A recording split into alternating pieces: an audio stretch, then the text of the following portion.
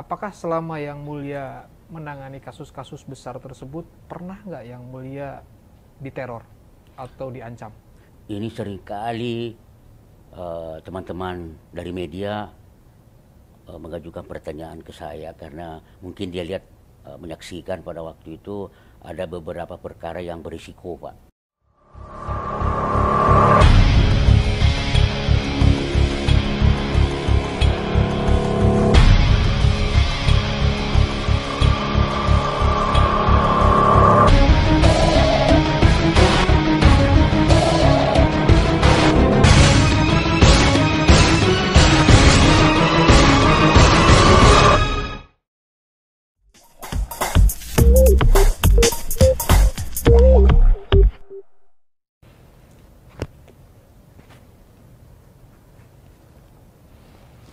Assalamualaikum warahmatullahi wabarakatuh. Bersama saya Deye Witanto dalam channel Mari Berbincang. Obrolan seputar hukum dan peradilan yang dikemas secara tajam, rileks, dan edukatif.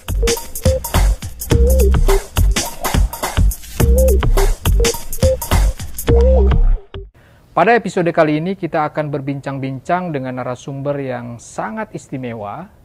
Beliau adalah salah seorang pimpinan di Mahkamah Agung. Beliau juga terkenal sangat ramah dan bersahaja. Siapakah beliau? Yang Mulia Wakil Ketua Mahkamah Agung Republik Indonesia, Bidang Yudisial, Bapak Dr. Haji Andi Samsan Ngandro, SH, MH. Assalamualaikum Bapak. Waalaikumsalam warahmatullahi wabarakatuh. Bagaimana kabarnya Bapak? Boleh saya Silakan. Alhamdulillah kabar baik, Pak Tanto. Baik. Sebelum kita berbincang-bincang Bapak, kami dari tim Mari Berbincang mengucapkan terima kasih karena Bapak berkenan menyempatkan waktu untuk bisa hadir di acara ini. Kami tahu bahwa Bapak sangat sibuk sekali dengan tugas dan pekerjaan Bapak selaku Wakil Ketua Mahkamah Agung Bidang Yudisial, tetapi Bapak masih tetap berkenan untuk menyempatkan waktu buat kami. Baik Yang Mulia, saya akan mencoba masuk kepada materi pertanyaannya.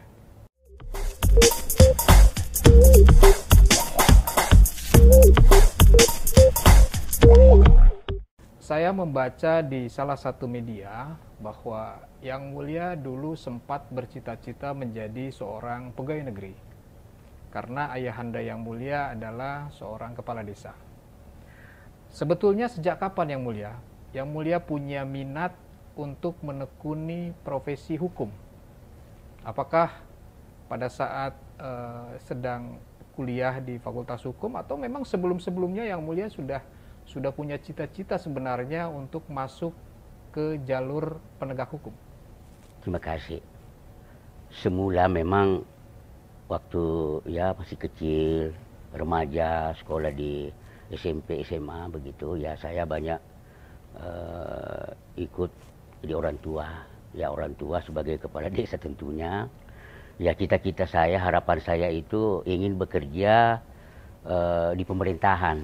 Gitu ya, mungkin pengaruh dari paman saya, Om, juga ada yang sekda di kabupaten dan lain sebagainya. Sehingga saya terpengaruh. Tetapi setelah saya kuliah di Fakultas Hukum dan belajar ilmu hukum, ya saya menyadari ternyata bahwa hukum itu mengatur aspek kehidupan manusia di dalam bermasyarakat, bahkan bernegara. Lulusan Fakultas Hukum pun saya mengamati, saya melihat bisa bekerja di berbagai sektor atau di semua bidang lapangan kerja. Seperti misalnya ya bukan hanya di dunia penegakan hukum, bisa di perbankan, bisa di pemerintahan, bisa jadi anggota DPR, DPRD dan lain sebagainya. Wah, saya semakin berminat untuk menekuni itu. Setelah selesai begitu, ya saya bekerja di LBH, Lembaga Bantuan Hukum yang ada di Universitas Hasanuddin. Itu membantu bagi kaum yang teraniaya hukum, orang-orang yang tidak mampu. Ya saya mengabdi di situ ya ada praktek peradilan, kemudian di satu pihak saya juga diterima jadi tenaga pengajar di alma mater saya di Fakultas Hukum Unhas. Nah kemudian saya membaca di sebuah media terbitan nasional bahwa ada penerimaan calon hakim pada tahun 1979 pada waktu itu, 79. Saya baca, saya coba kirim lamaran ke Jakarta, ada respon, ada tanggapan bahwa silakan, jadi begitu. Nah saya ke Jakarta lah waktu itu, dari Makassar ke Jakarta untuk mengikuti tes calon hakim. Waktu itu saya masih ingat Pak Mujono sebagai Ketua Mahkamah Agung pada waktu itu. Ya, tes di Senayan. Saya dari umum. Teman-teman yang lain itu ya sudah bekerja di pengadilan. Saya satu-satunya dari Makassar pada waktu itu ya dari umum. Alhamdulillah saya lulus, Pak. Lulus. Setelah lulus kembali ke Makassar, ya saya memilih di antara dua pilihan. Apakah saya jadi tenaga pengajar, apa saya jadi hakim, begitu. Jadi setelah menimbang-nimbang, memikir-mikir begitu, ya tibalah pada kesimpulan bahwa ya biarlah saya menjadi hakim sajalah, menjadi penegak hukum, begitu. Sebab kalau jadi hakim ya bisa juga jadi dosen, begitu. Itu pertimbangan saya ketika itu. Kalau jadi dosen untuk menjadi hakim pada waktu itu ya masih belum ada istilah ad hoc dan sebagainya ya. Begitu. Jadi saya pilih jadi hakim pada waktu itu. Ya itulah. Apakah pada saat Yang Mulia masuk ke Fakultas Hukum, apakah waktu itu sudah terbayangkan Yang Mulia bahwa suatu saat Yang Mulia akan mendaftar menjadi seorang hakim? Itu saya katakan tadi, semula memang saya bercita-cita karena dipengaruhi oleh lingkungan keluarga di bidang pemerintahan, ya saya ingin, cita-cita saya ya bekerja sebagai pegawai negeri di bidang pemerintahan. Tetapi dalam perjalanan itu tadi, setelah mempelajari di Fakultas Hukum, ilmu hukum itu aspeknya luas, bisa bekerja di semua bidang lapangan kerja, ya. Seperti saya katakan tadi. Nah kemudian saya juga diterima di satu pihak sebagai dosen, ya sebagai tenaga pengajar. Di pihak lain juga saya sudah dinyatakan lulus. Ya ini perjuangan, Pak. Saya berangkat dari Makassar ke Jakarta pada waktu itu, saya ingat persis itu.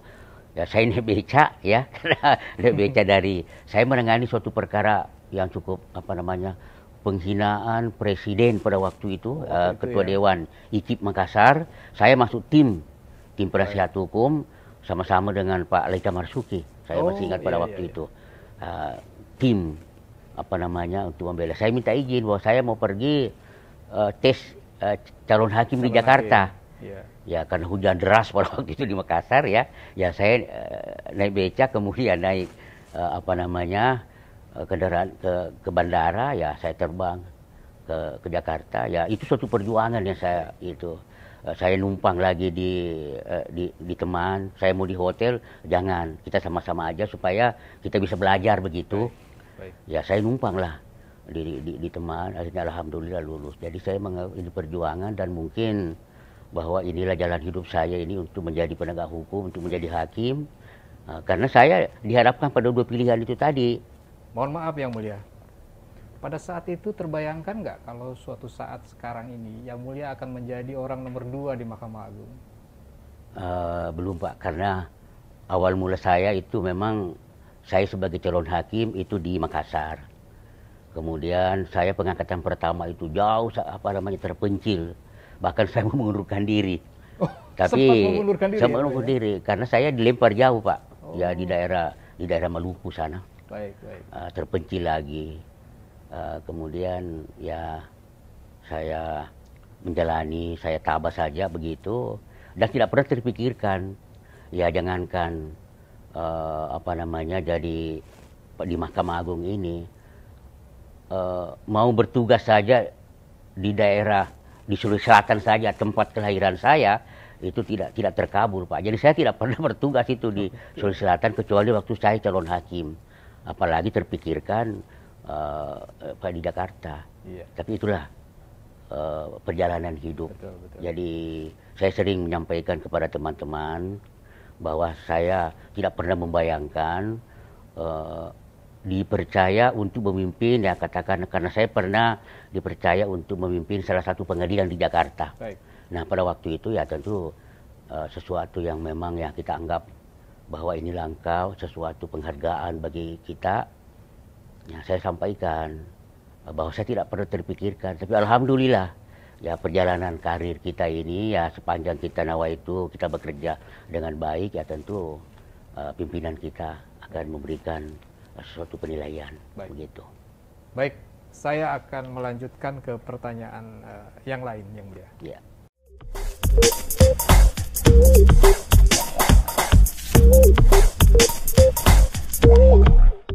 Seperti kita ketahui bahwa perjalanan karir Yang Mulia itu termasuk sangat panjang. Dan Yang Mulia dikenal sebagai salah seorang hakim yang banyak menangani kasus-kasus besar. Misalnya pelanggaran HAM berat, kemudian kasus-kasus yang dilakukan oleh orang-orang atau petinggi-petinggi di negeri ini. Tapi dari penanganan-penanganan kasus tersebut, ternyata semua penyelesaian perkara itu bisa diselesaikan dengan lancar. Nah, apa sebetulnya tipsnya Yang Mulia? Atau apa rahasianya sehingga Yang Mulia bisa menyelesaikan perkara-perkara seperti itu tanpa ada masalah, padahal mungkin sebagian orang mengira bahwa ini akan terjadi kericuhan. Bagaimana kira-kira Yang Mulia tipsnya? Jadi begini Pak, memang tidak ada rahasianya, tetapi ya tentu kita menangani secara profesional, Ya. secara secara imparsial, ya tentu kita tidak mencerminkan suatu keberpihakan. Kita coba melakukan secara imparsial, tidak ada keberpihakan, kemudian mencerminkan suatu penanganan perkara yang bersifat independen, Ya. akuntabilitas. Baik. Nah sehingga dari penyelenggaraan peradilan itu ya tentu tercermin suatu penyelenggaraan peradilan yang berjalan secara wajar, orang bisa mengikuti secara saksama. Baik. Nah, sehingga kepada pihak-pihak kita memberikan kesempatan yang sama. Nah kita menyadari pada waktu itu ya memang banyak perkara-perkara seperti perkara HAM, di samping juga perkara-perkara yang itu tadi banyak melibatkan para orang-orang terkenal di negara ini, orang-orang yang ini diadili pada waktu itu. Nah itu tadi alhamdulillah bisa terselesaikan dengan baik tanpa ada sesuatu yang memang orang bisa bayangkan. Jadi kembali kepada penyelenggaraan peradilan bahwa tentunya kita melaksanakan secara profesional, kita imparsial, tidak mencerminkan keberpihakan, ya. Tentu kita memberikan kesempatan hak-hak yang sama kepada pihak-pihak yang terkait dengan penyelesaian perkara, independen, kemudian akuntabilitas.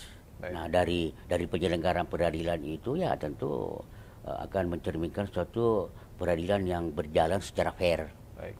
jujur, ya begitu Pak. Apakah selama Yang Mulia menangani kasus-kasus besar tersebut, pernah nggak Yang Mulia diteror atau diancam? Ini seringkali teman-teman dari media mengajukan pertanyaan ke saya karena mungkin dia lihat menyaksikan pada waktu itu ada beberapa perkara yang berisiko Pak, yang memang ya perlu waspada, perlu hati-hati di dalam penanganannya tentu. Bagaimana nanti ketika putusannya, bagaimana begitu. Tapi alhamdulillah saya merasa tidak pernah mendapatkan teror secara fisik begitu. Tetapi pernah suatu waktu dalam perkara pelanggaran HAM berat Timur pada waktu itu. Tapi itu sudah selesai, sudah putus. Ya ada informasi bahwa ya sebenarnya saya itu diincar. Gitu ya? Tapi saya pada waktu menangani perkara itu tidak tahu sama sekali. Yeah. Tapi beberapa waktu kemudian, ya, ada informasi bahwa ada informasi bahwa apabila terdakwa dihukum, berapapun dihukumannya, bahwa dia akan melakukan aksi, ada beberapa ada orang-orangnya yang akan melakukan. Tapi alhamdulillah, kami memang menyatakan bersalah dan terdakwanya itu dihukum, tapi tidak ada masalah, tidak ada reaksi apa-apa. Baik. Ya begitu, Pak.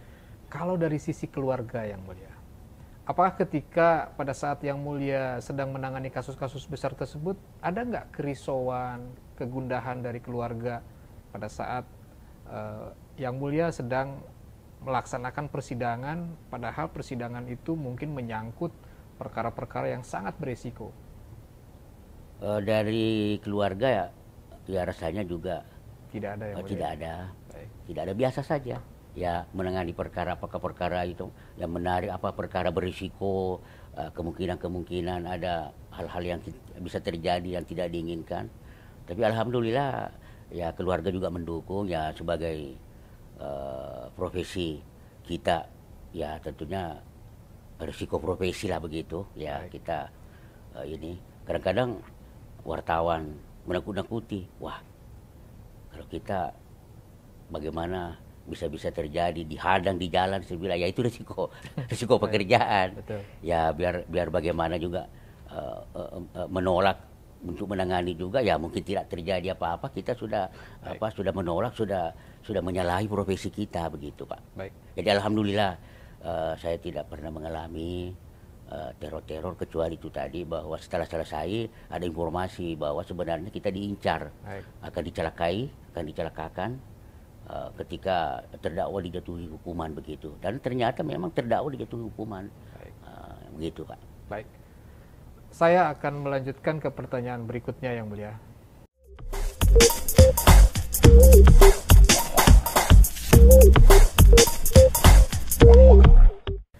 Ketika Yang Mulia menjadi hakim di pengadilan tingkat pertama, beberapa kali Yang Mulia pernah menjadi humas atau juru bicara di pengadilan.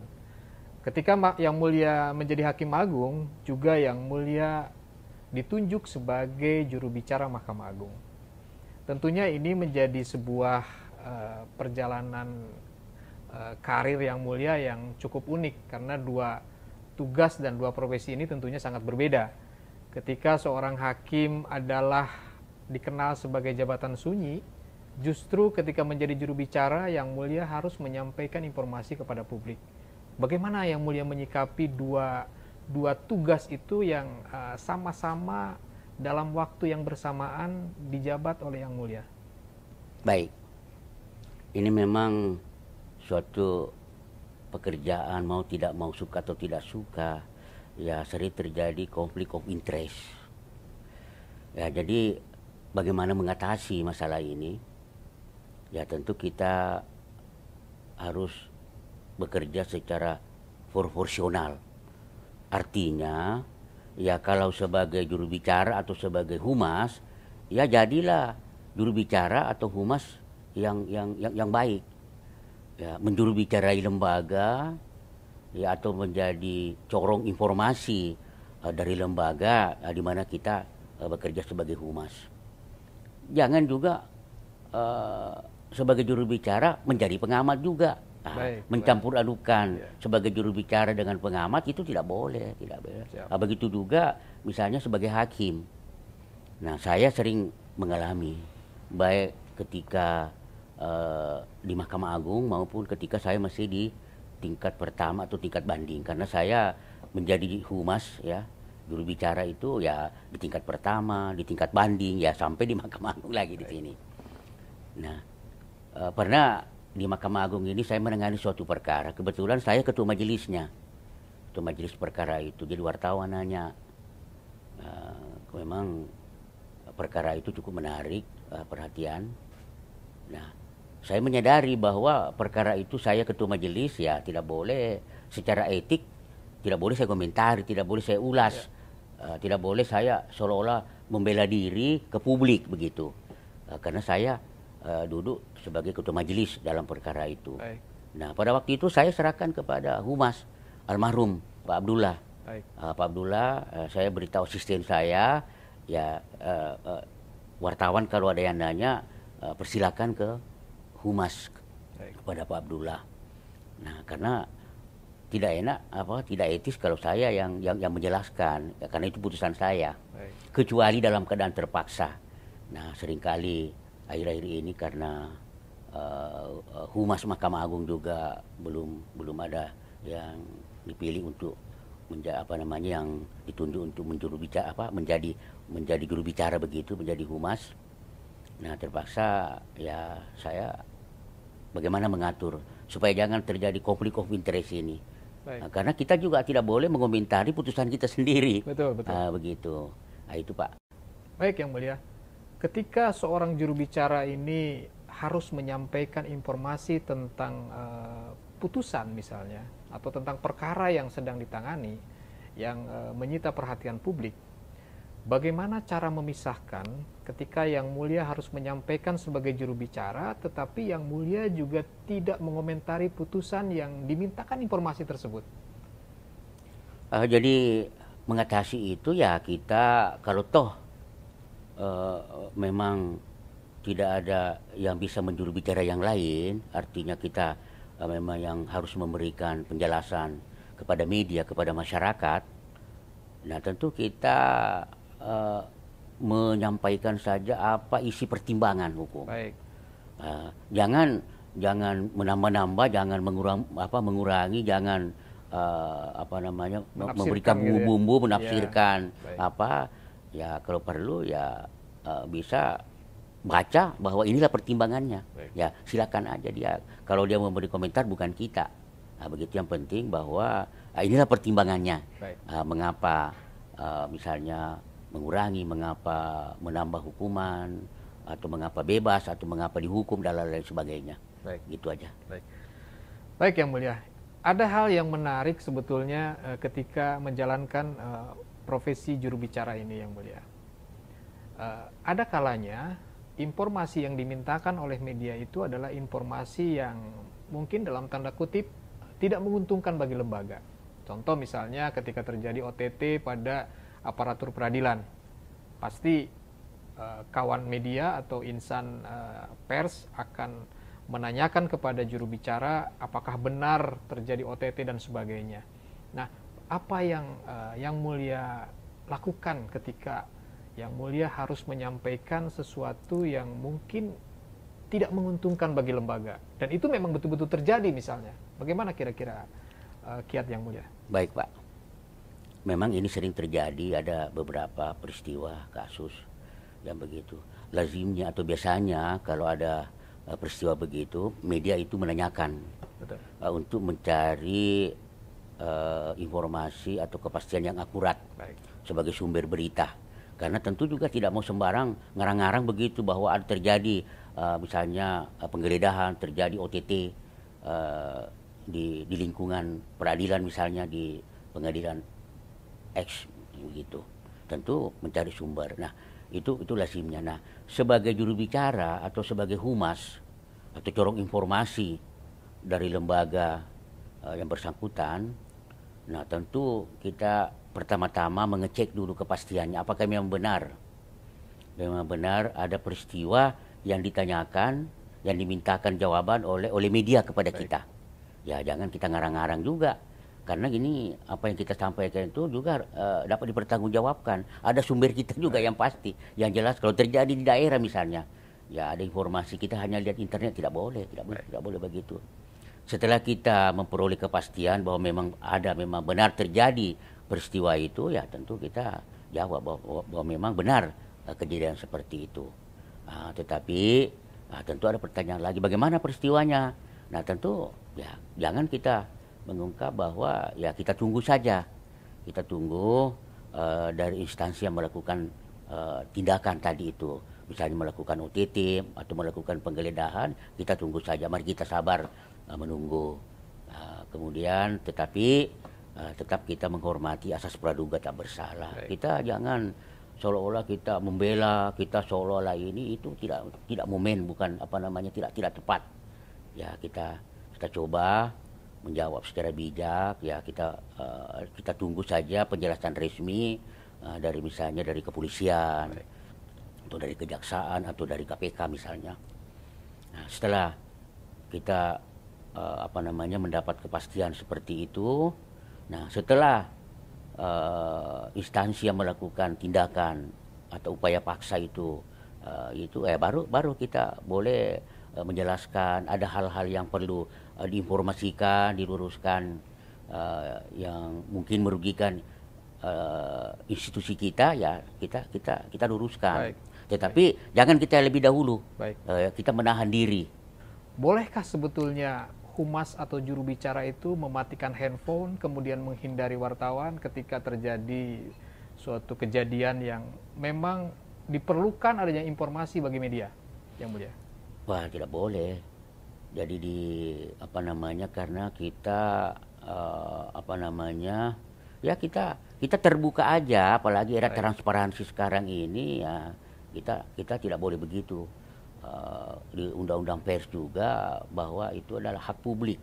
Baik. Untuk mengetahui, untuk mendapatkan informasi dari kita. Dan seorang juru bicara, humas yang baik, ya tidak seperti itu, ya tetap memberikan penjelasan, tetap terbuka, karena memang mengapa ada juru bicara, mengapa ada humas, supaya informasi itu bisa bisa disampaikan kepada publik melalui satu jalur, melalui satu pintu begitu. Betul. Nah, ini sebagai pesan juga bagi teman-teman di daerah yang menjadi juru bicara atau humas pengadilan, tidak boleh menghindari atau tidak boleh menutup handphone ketika awak media menginginkan informasi dari lembaga kita. Ini satu pesan mungkin bisa menjadi inspirasi bagi teman-teman sekalian.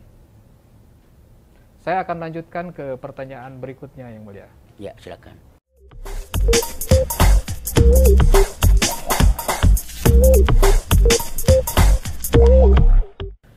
Sebelum menjabat sebagai Wakil Ketua Mahkamah Agung Bidang Yudisial, Yang Mulia pernah menjadi Ketua Kamar Pengawasan.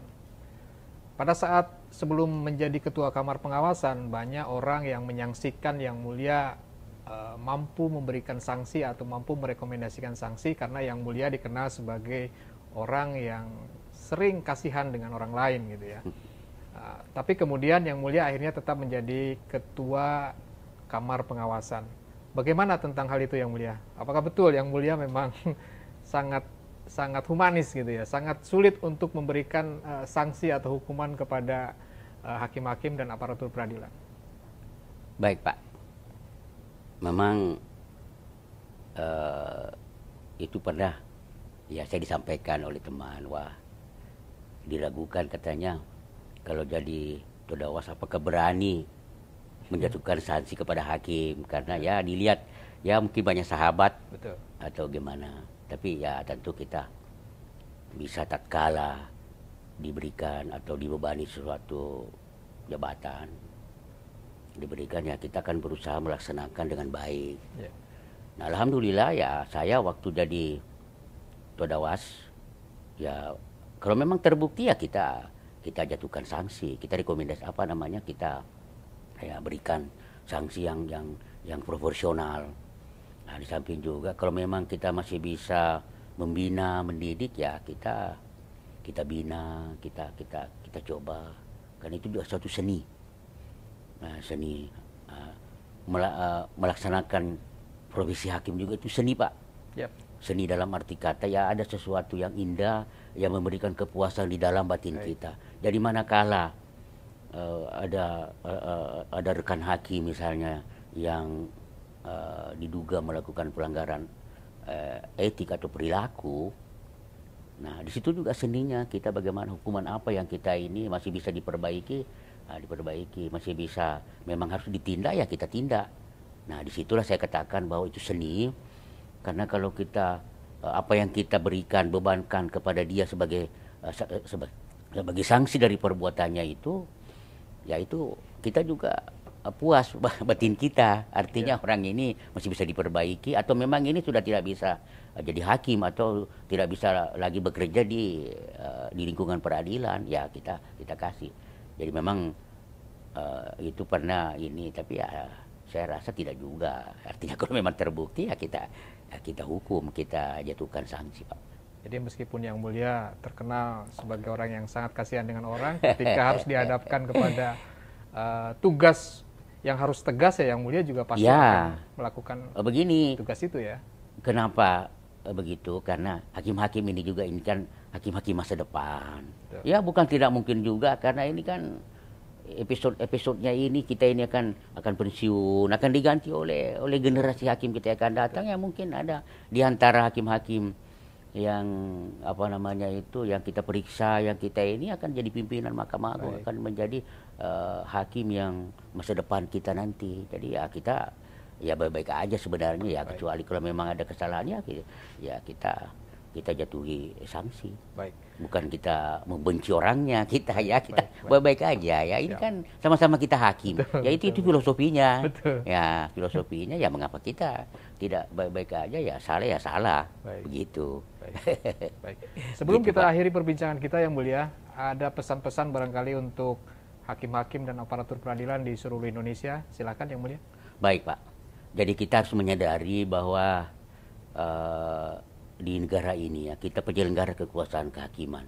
Sepertiga kekuasaan negara kita diberikan amanat kepada kita. Siap. Ya, sepertiga kepada eksekutif, sepertiga kepada legislatif. Kita juga kepada yudikatif ya, penyelenggara kekuasaan kehakiman, sepertiga juga kekuasaan negara kita diberikan oleh untuk ditegakkan.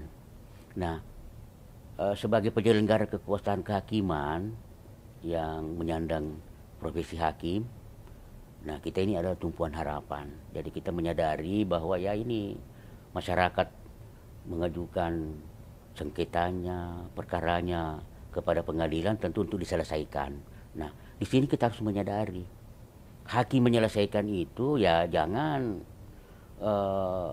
menimbulkan masalah baru sehingga orang bisa berperkara 7 turunan, Pak. Baik. Jadi datang ke pengadilan itu untuk menyelesaikan perkaranya, ya betul-betul kita menyelesaikan ya perkaranya.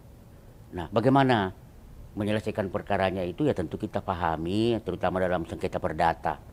Kita pahami duduk perkaranya dulu. Dengan memahami duduk perkaranya tentu kita outputnya, tentu kita memberikan putusan yang sesuai dengan bahwa dimohonkan untuk penyelesaian.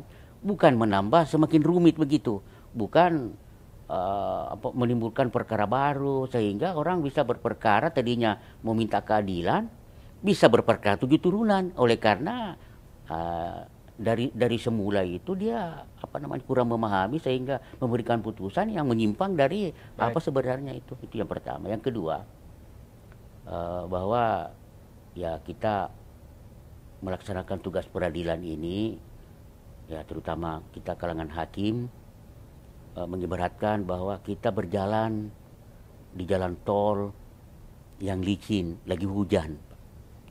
Sehingga kita berjalan di jalan tol yang licin dan hujan itu tentu memerlukan sikap kehati-hatian kita. Betul. Ya jangan nanti kita jatuh ke jurang. Nah, begitu juga di dalam menangani perkara.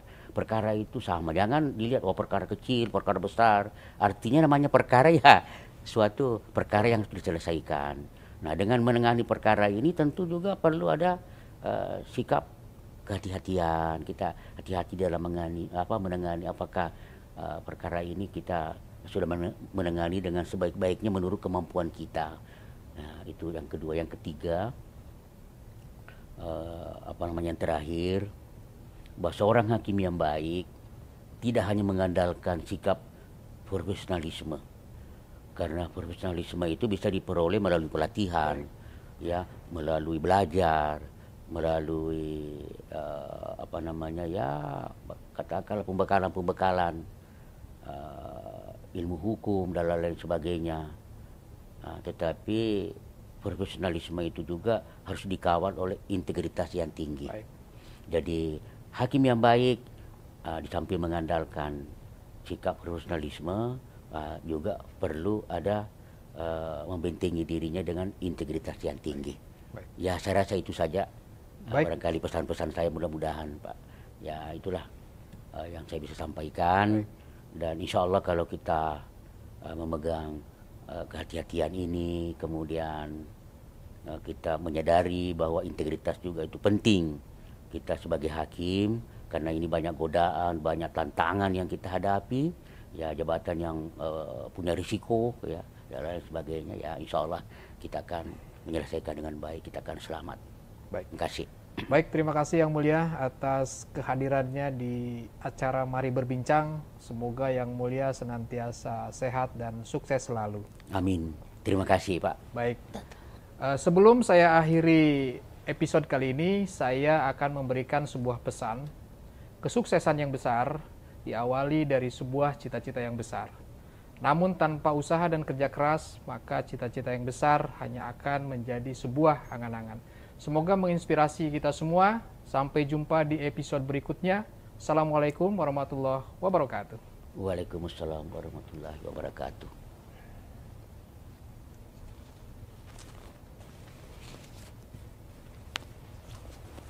Terima kasih Yang Mulia.